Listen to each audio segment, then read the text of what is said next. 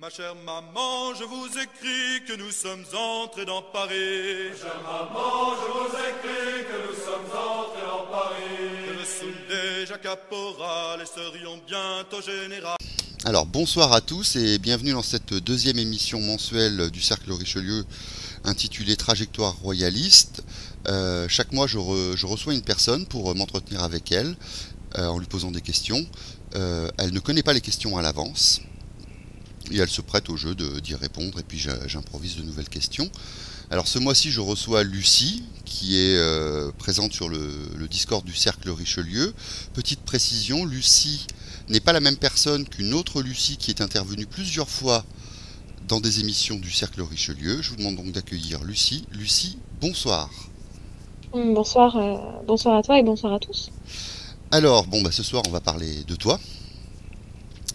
Oui. Et pour comme entrer en matière, est-ce que tu peux te présenter rapidement ton âge, ta situation familiale, etc. Oui. pour que les gens puissent te situer. Alors déjà pour commencer, j'ai 25 ans, bientôt 26 ans. Je suis sur le Discord depuis 6 mois à peu près et ça fait un an et demi que je suis le Cercle Richelieu. D'accord. Je suis jeune maman puisque j'ai 2 enfants et je suis mariée. Voilà. Et royaliste. D'accord, très bien. Alors, pour commencer cette interview, puisque tu ne connais pas la trame, j'ai envie d'abord avec toi de dresser un petit portrait de toi aujourd'hui en 2020 en tant que royaliste. Est-ce que tu pourrais me décrire pour toi ce que c'est qu'être royaliste en 2020 pour une jeune maman comme toi?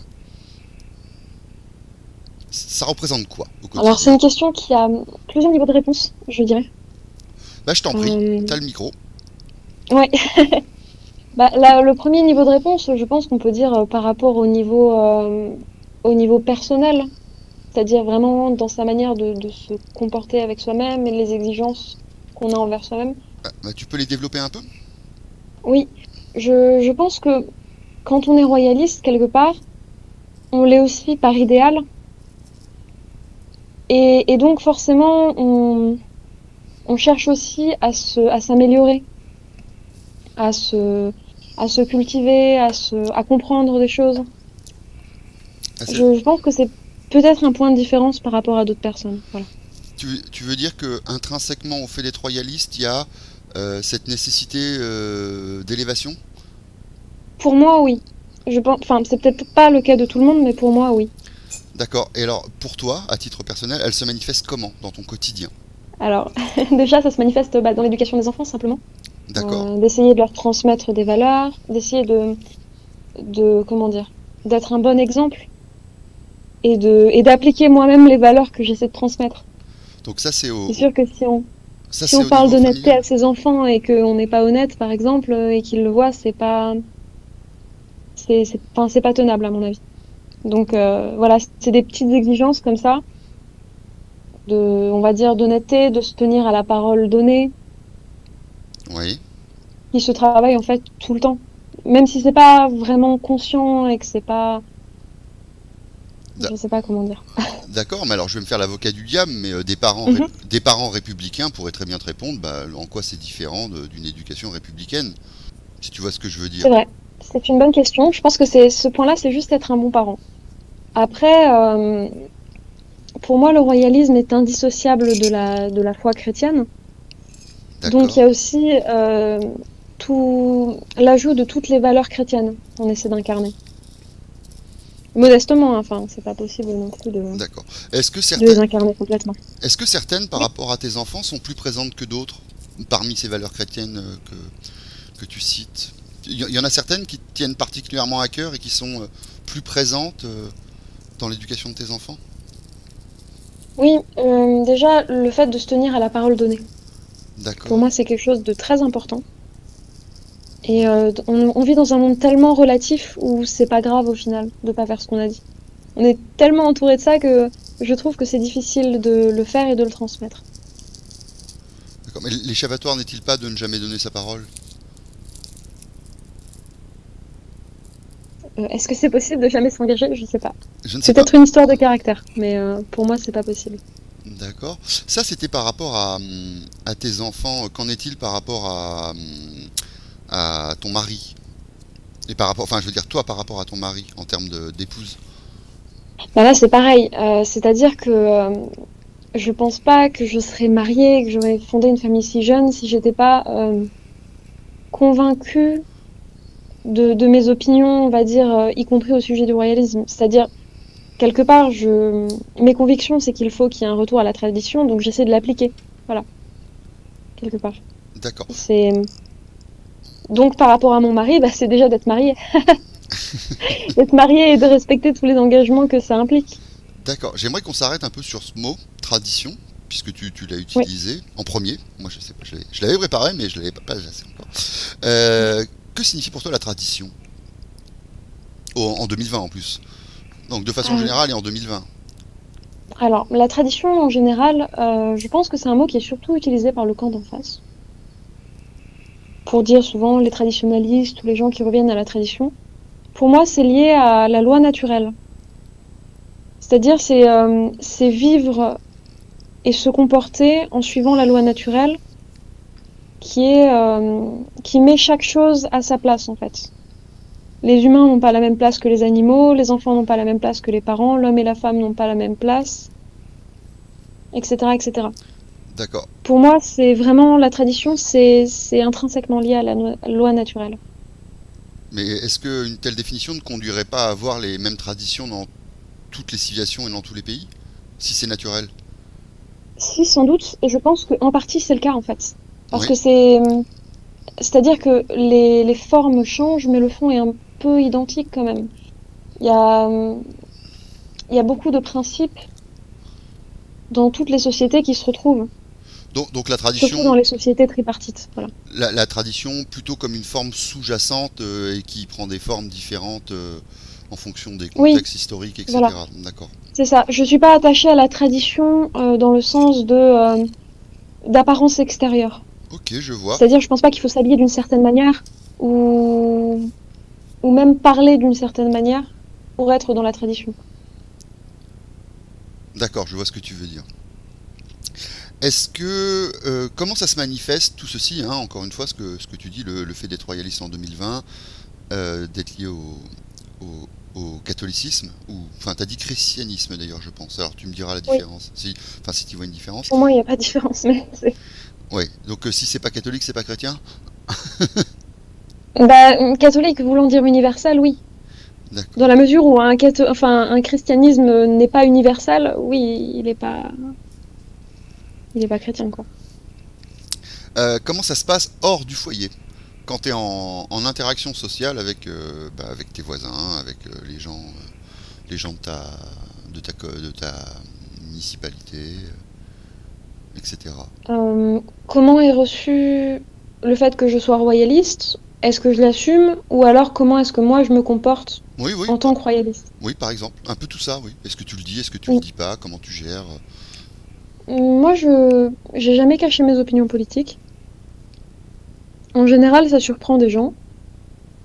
J'ai jamais eu de mauvaise réaction.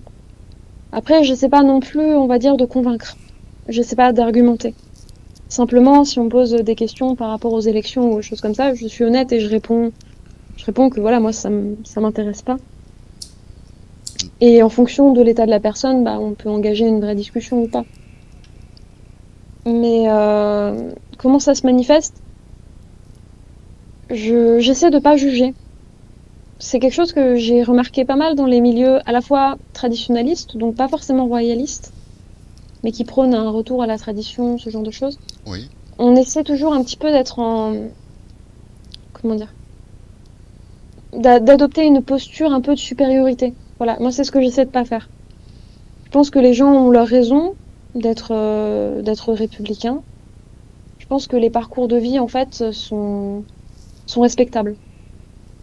Dans Oui. la mesure où les personnes sont respectables. Voilà. D'accord, oui, t'en fais pas une croisade non plus. Non, non, non. Ouais. J'en parle normalement, en fait, en tant que personne normale, en parlant à des personnes normales, voilà. Oui, je vois ce que tu veux dire. Et ça t'a jamais causé de tort en fait. Parce que souvent, ce que je constate, c'est que, bon, généralement, quand un homme avoue être royaliste, etc., les hommes sont connus pour être plus enclins à avoir des engagements politiques que les femmes. Oui. Est-ce que ça surprend des gens Bah, en fait, c'est toujours pareil. Moi, ce qui surprend le plus en général, c'est quand je dis que je suis pas féministe. Après que si je dis que je suis royaliste, les gens, bon, ça va peut-être les surprendre sur le coup, mais ça va pas les interroger. On n'attend pas les mêmes choses des femmes et des hommes, curieusement, en République. Et les femmes doivent être féministes, et les hommes, par contre, eux, ils ont le droit d'avoir diverses opinions politiques, tant qu'elles sont pas extrêmes et dans le spectre républicain. Voilà. Effectivement, effectivement. Pour situer, tu habites dans quel type d'environnement? Plutôt zone urbaine, plutôt zone rurale? Très, très, très rural. C'est plutôt un village? Combien d'habitants? Oui, plutôt un village, oui. Donc combien d'habitants à peu près, tu le sais, Lucie? Mais j'ai déménagé récemment. Avant, j'habitais plus dans une ville. Là, à l'heure actuelle, je crois qu'on est à 600 habitants. Oui, d'accord, on est vraiment sur de la petite commune, oui. Oui. Ok, ouais. J'imagine que en plus c'est des grandes communes avec beaucoup de terre, beaucoup de culture. C'est ça, Ouais, c'est ça, ouais. c'est ça. Ok. Pour tes enfants, du coup, tu envisages plutôt la scolarisation républicaine ou l'éducation à la maison? Alors, ça va pas être possible, la scolarisation républicaine, mais pas forcément. Ça, c'est pas forcément lié au fait que je suis royaliste, en fait. C'est plus lié au fait que les programmes de l'éducation nationale, la panique actuelle, enfin, ça rend, ça rend la scolarisation compliquée à justifier, moralement, D'accord, mais je pense. si on avait eu un autre système d'instruction au public, même en République, tu aurais pu envisager d'y mettre tes enfants, du coup. Dans la mesure où l'éducation nationale s'en serait tenue à son rôle d'instruction et pas d'éducation, eh Ouais, bien, oui, ok. Est-ce que tu penses un mais c'est jour, pas le cas. Donc, est-ce, non. est-ce que tu penses un jour voir la royauté restaurée de ton vivant? Bah, en tout cas, oui, je l'espère. Je pense que c'est tout à fait possible. D'accord. Est-ce que tu as l'impression de faire quelque chose pour? C'est une vraie question, hein, c'est pas une question piège. Euh, je sais pas trop. Je pense que quelque part, juste témoigner, c'est déjà faire quelque chose pour. D'accord. Donc, je dirais que oui. Je suis assez d'accord en fait.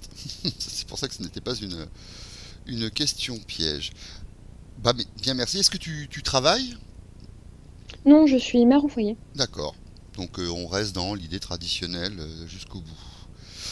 Quels sont tes loisirs du coup, puisque tu me parlais d'élévation maintenant, toi à titre personnel et l'individu dans la famille? Moi, à titre personnel, Ouais, bah, en ce moment, j'ai pas énormément de temps.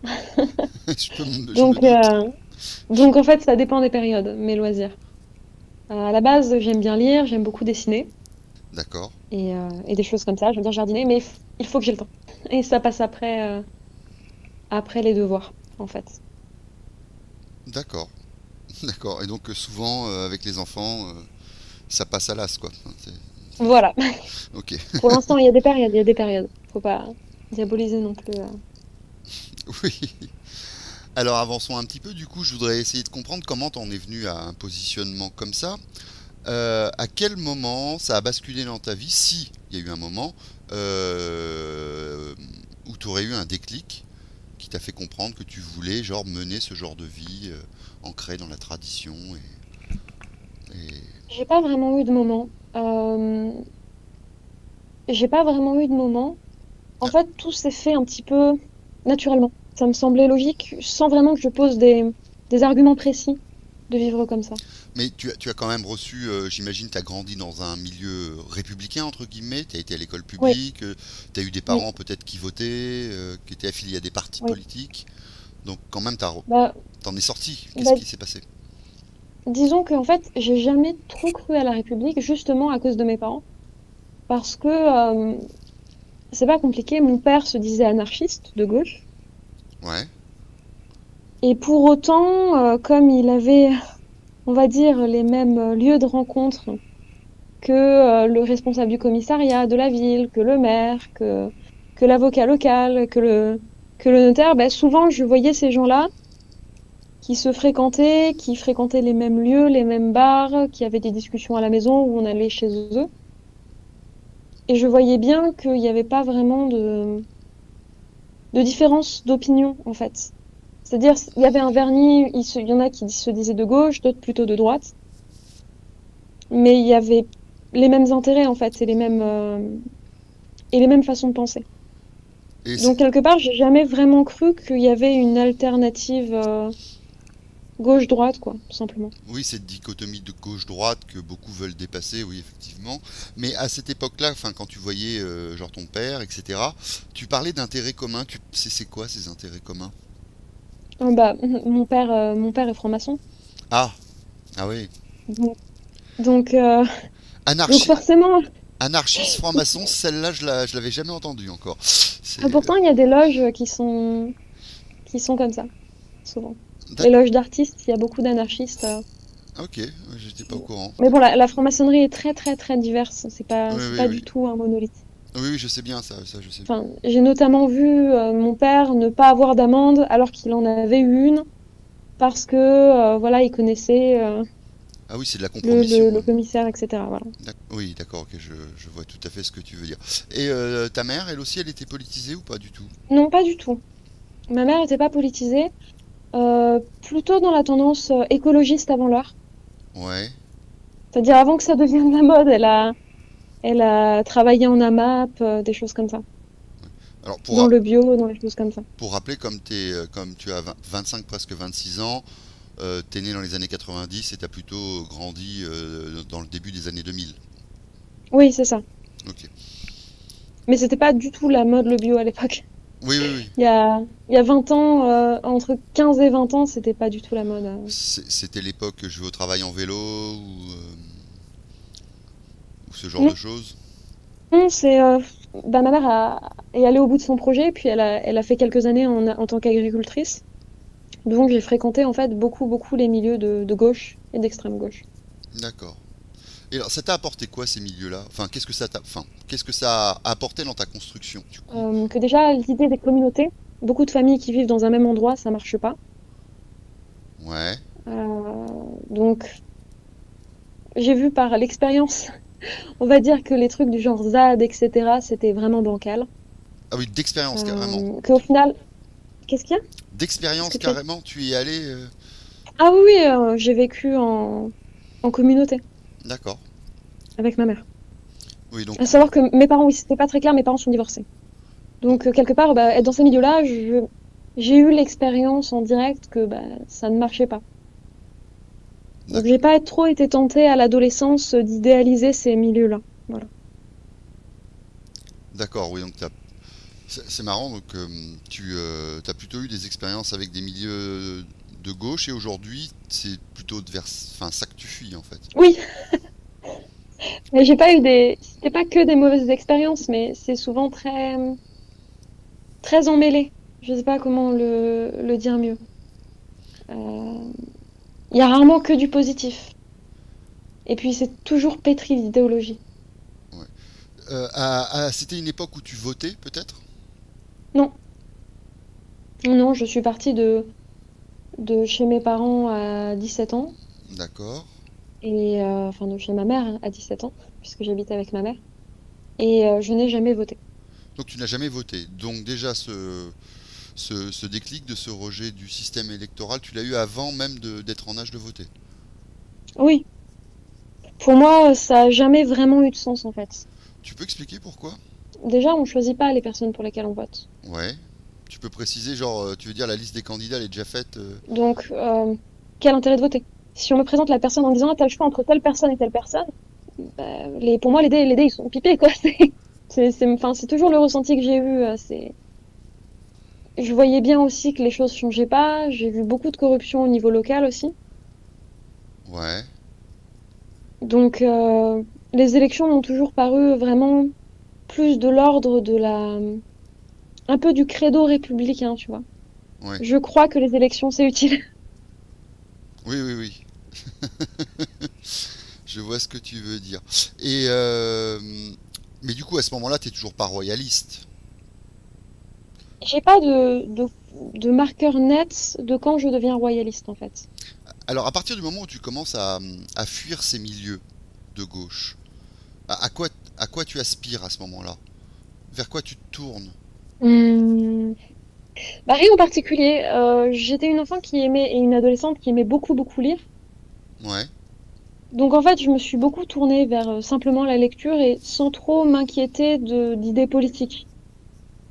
Euh, et peut-être aussi avec la lecture, bah, j'ai beaucoup lu des livres d'histoire, même si c'était pas vraiment l'histoire qui m'a poussée au royalisme.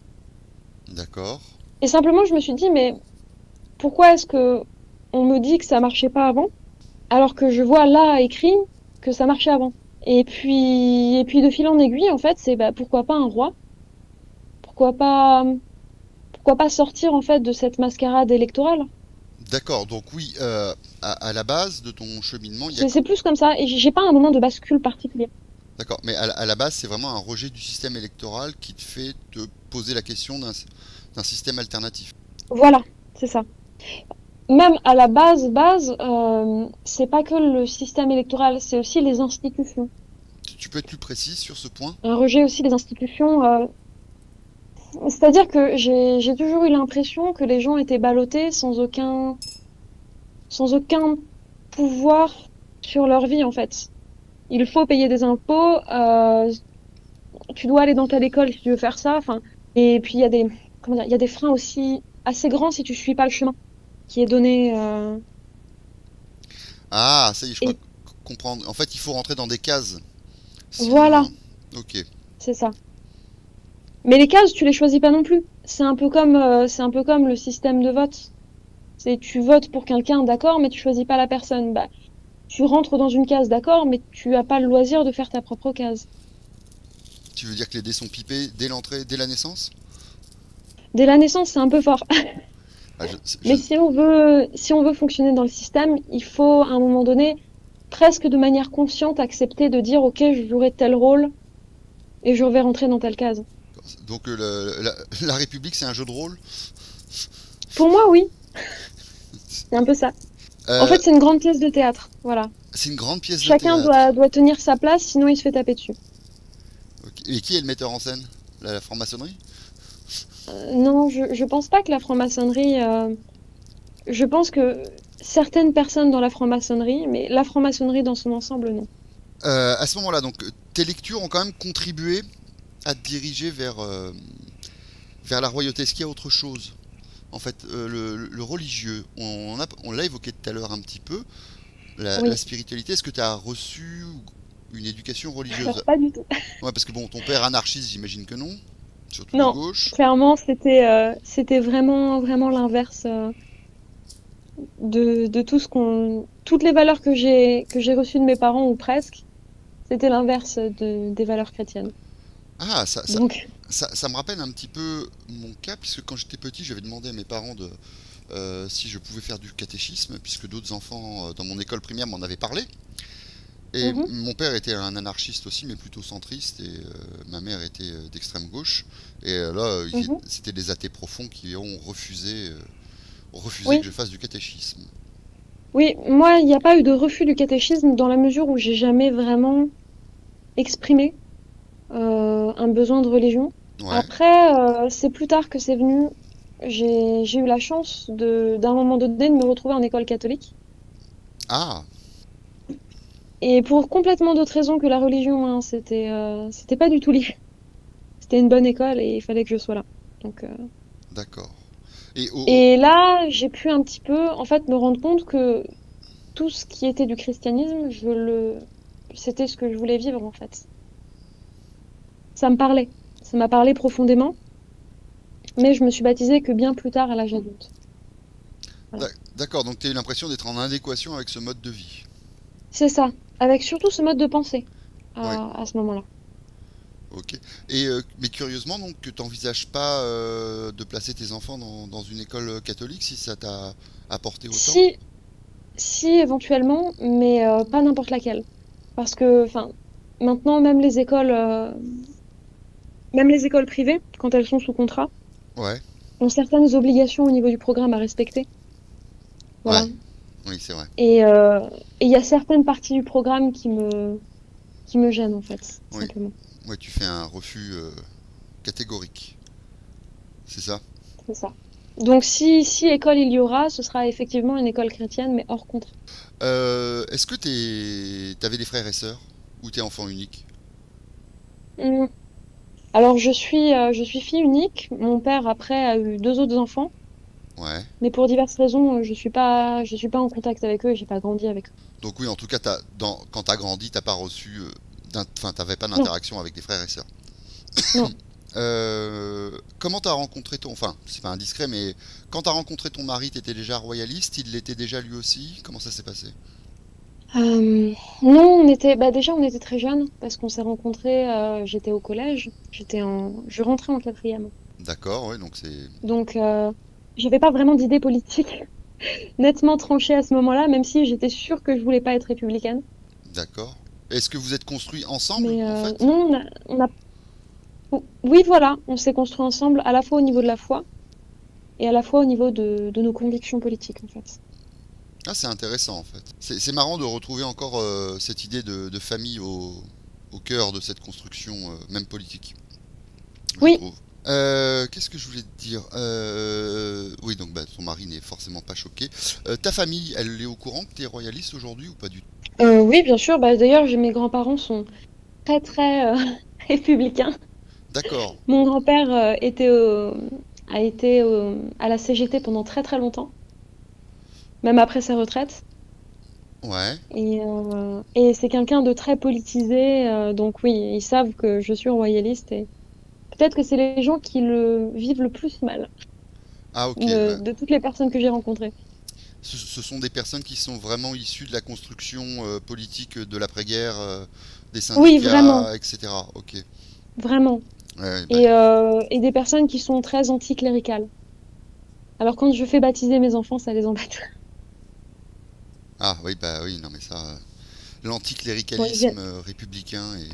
c'est ça. Mais vraiment, vraiment à des degrés qu'on n'observe plus maintenant, même chez les personnes qui se disent athées. Oui, j'avance un peu. Est-ce que dans la royauté, il y a quand même encore des choses qui te font hésiter?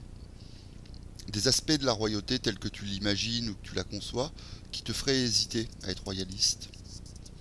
Non. Non. Pour moi, c'est vraiment une conviction, c'est une réelle conviction. D'accord. Alors, je vais avancer un peu plus. À quel moment tu t'es dit, tiens, il faudrait que j'aille sur Internet dans des communautés royalistes? Qu'est-ce qui Alors t'a j'ai donné? hésité longtemps. Ouais, J'ai hésité à rejoindre l'Action française. d'accord. Bah, on peut en parler un peu?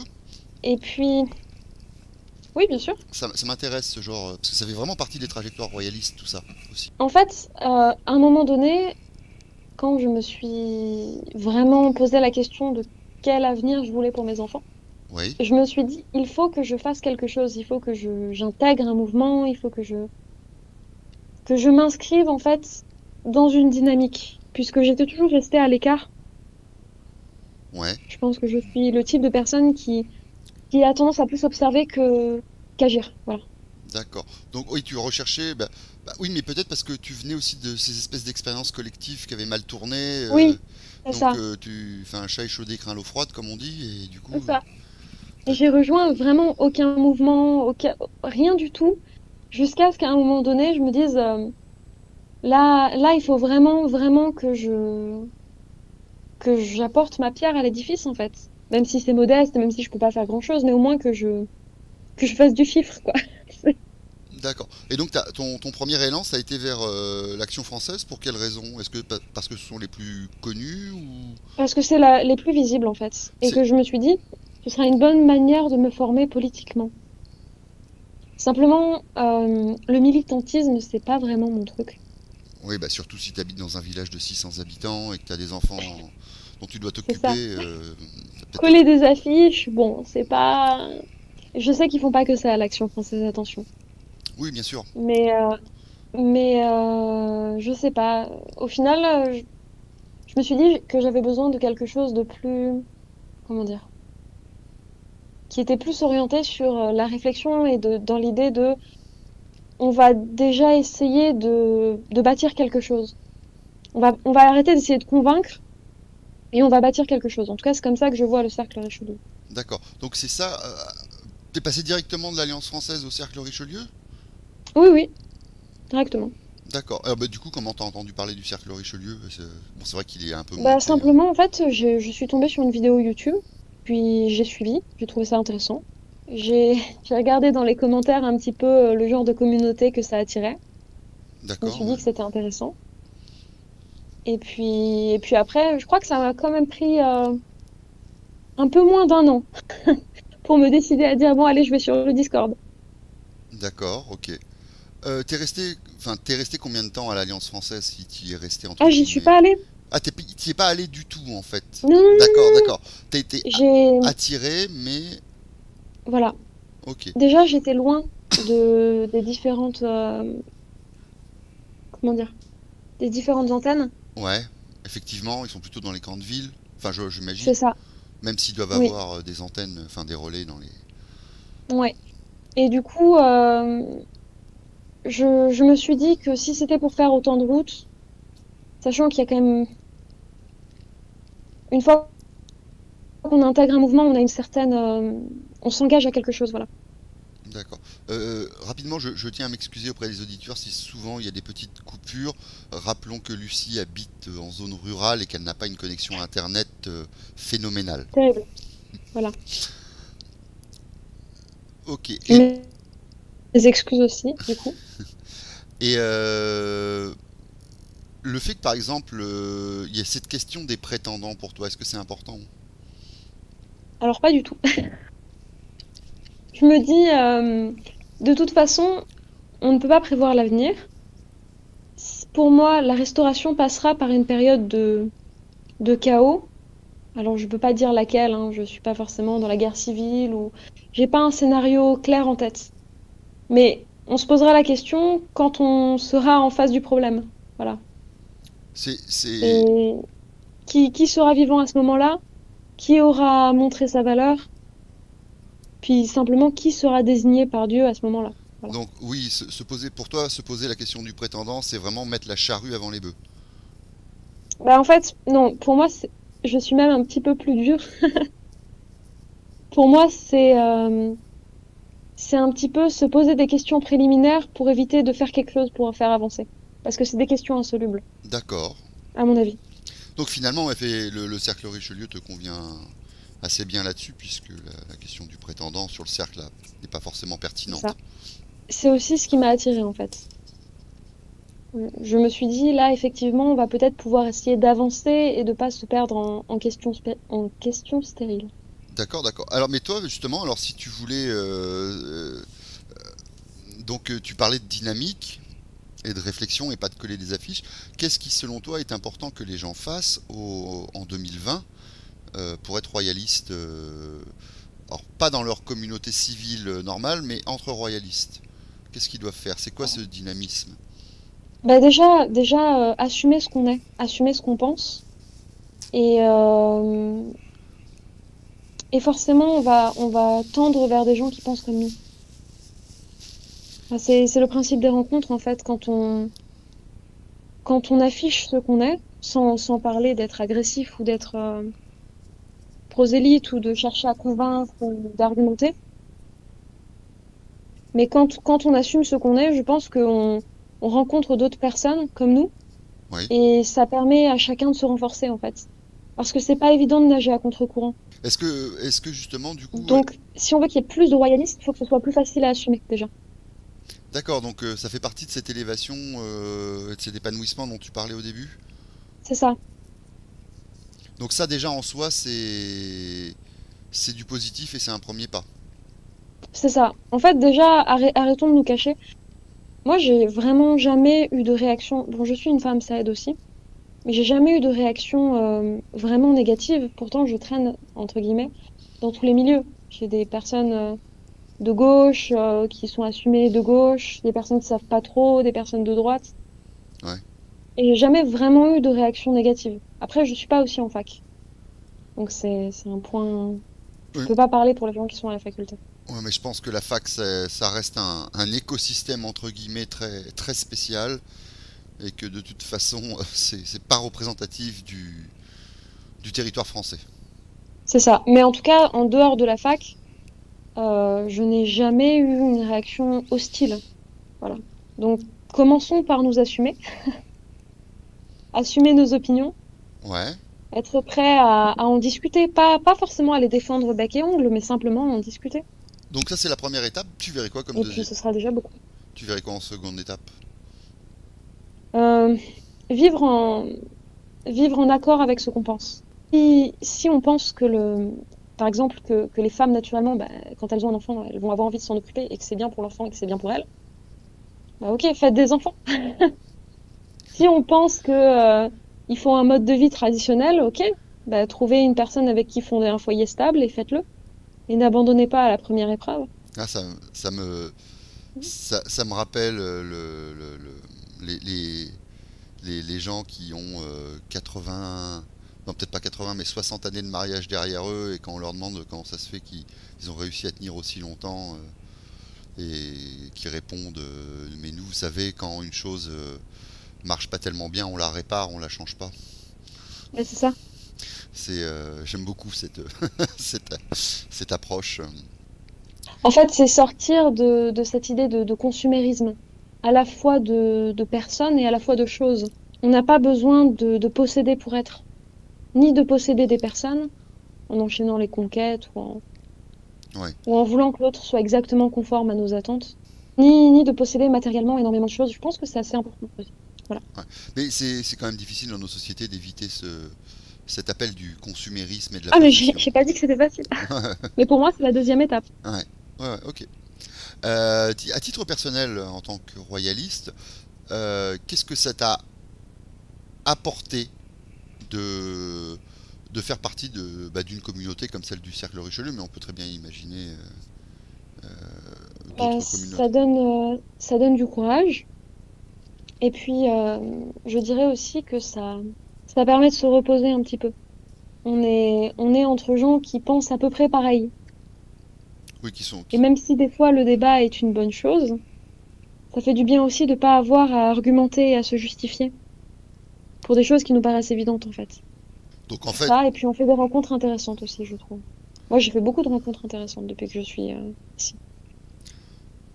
si tu devais donner un conseil à des royalistes, ça serait aussi justement de pas rester dans leur coin et de rejoindre des communautés. Oui, en fait, simplement de s'assumer. Et en s'assumant, naturellement, vraiment, on attire des personnes qui vont penser pareil. Si vous pensez vraiment que la tradition est une bonne chose, allez-y. Hésitez pas. Dites pas, oui, mais quand je serai installé, je pourrai avoir ce mode de vie. Oui, mais quand j'aurai fini mes études. Oui, mais quand j'aurai ci. Oui, mais quand j'aurai ça. Juste assumez-le. Euh, c'est pas l'afficher, c'est vraiment juste le vivre simplement, en fait. Et naturellement, vous allez rencontrer des personnes qui pensent comme vous, en fait, parce que vous allez vous rapprocher de lieux où on pense tradition, quelque part. Ouais, effectivement. Le retour au terroir et à l'enracinement. C'est ça. Si vous pensez que la vie en ville est une aliénation, il n'y a pas de souci. Je pense ça aussi. Mais dans ce cas-là, allez vous paumer dans un village et puis essayer de construire quelque chose. Vous verrez, c'est pas facile non plus. Mais au moins, on a résolu, ouais, c'est ça, résolu, Oui, oui, résolu, résolu. résolu une contradiction interne. On n'est plus en porte-à-faux vis-à-vis de ce qu'on pense. Et ça, je pense que c'est très douloureux et c'est très moderne de penser qu'il faut attendre quelque chose pour pouvoir assumer ce qu'on pense et ce qu'on veut. Ouais, je vois ce que tu veux dire. Oui, c'est comme un peu. Je prends Ben, c'est ça. je prends souvent cette comparaison. Une femme qui fume et qui dit j'arrêterai de fumer quand j'aurai un bébé, Oui, c'est ça. j'arrête de fumer pour avoir un bébé, dans quel ordre je le mets. C'est, oui, c'est ça. Tu penses que c'est pas bien de fumer, arrête de fumer, commence par ça. Assume tes convictions. Ou alors, assume tes contradictions. Ouais, ouais, je vois ce que tu veux dire. Mais on peut pas rester dans l'entre-deux en permanence.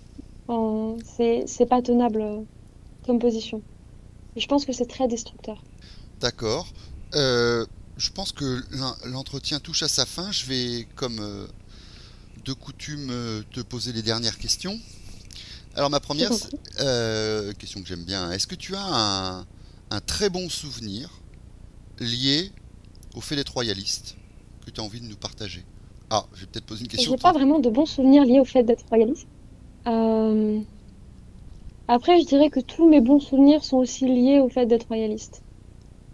D'accord, il y en a. C'est-à-dire que quelque part, comment dire, quelque part, ça fait tellement partie de ma vie et de ce que je fais en fait tout le temps que simplement quand je me promène et qu'il y a du soleil, que le temps est très agréable, que je vois des oiseaux voler, je suis contente de vivre en fait.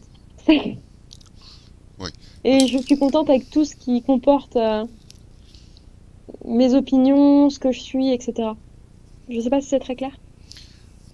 Bah, oui, oui, enfin, même si je pense que le fait de se réjouir d'un coucher de soleil, du chant des oiseaux, etc., peut sortir largement du cadre du Oui, c'est royalisme. pas vraiment dans le cadre royaliste, mais il y a pas de moment pour être royaliste pour moi. Enfin, c'est, D'accord, oui. C'est pas un manteau qu'on met à certains moments de la journée. voilà, c'est ça. Alors, bah, je vais te laisser le mot de la fin si tu as quelque chose à dire à nos auditeurs ou peut-être à nos auditrices, puisque tu es une femme. Je te laisse, Hum, je te laisse Si conclure. j'avais un, si j'avais un conseil, ce serait, et c'est vraiment à tout le monde, ce serait posez-vous la question de ce que vous voulez vivre et mettez-le en place. Il y aura des difficultés, c'est pas évident, vous pouvez vous tromper, mais ce sera toujours mieux que d'attendre et d'être dans la passivité et dans la soumission, en fait. À un moment donné, il faut devenir vraiment actif dans sa vie et poser des choix, les assumer. C'est pas pour autant facile. Et pour les femmes en particulier, puisque, puisque j'en suis une, je dirais, vous n'êtes pas obligé vous n'êtes pas obligé de vous soumettre, en fait, à ce que les autres attendent. C'est-à-dire, vous n'êtes pas obligé d'aller travailler. Vous n'êtes pas obligé de laisser votre enfant à la nounou, il n'y a pas de souci. Vous n'êtes pas obligé d'attendre d'avoir la maison, le jardin, la voiture pour avoir un bébé. Si vous en avez envie, faites-le. Trouvez la bonne personne et faites-le. Faut pas, faut pas prendre comme maître étalon le matériel. Voilà. C'est quand vous êtes capable, quand vous êtes prête, quand vous voulez. Et, et arrêtez d'obéir aux injonctions qu'on nous donne beaucoup. Voilà. Si vous n'avez pas envie, bien sûr. Ben, merci Lucie pour Sinon, bah, faites comme vous voulez. sur ce conseil. Je te remercie donc du coup de m'avoir accordé ce moment avec un emploi du temps aussi chargé Non, pas qu'est de le souci. tien. Ça va. Je remercie aussi nos auditeurs, puis je vais vous souhaiter une bonne fin de soirée à tous, et puis vous dire au mois prochain pour une nouvelle interview dans Trajectoire Royaliste. Bonne soirée à tous. Bonne soirée. Ma chère maman, je vous écris que nous sommes entrés dans Paris. Ma chère maman, je vous écris que nous sommes entrés dans Paris. Que le Sunday Jacques Caporal et serions bientôt général.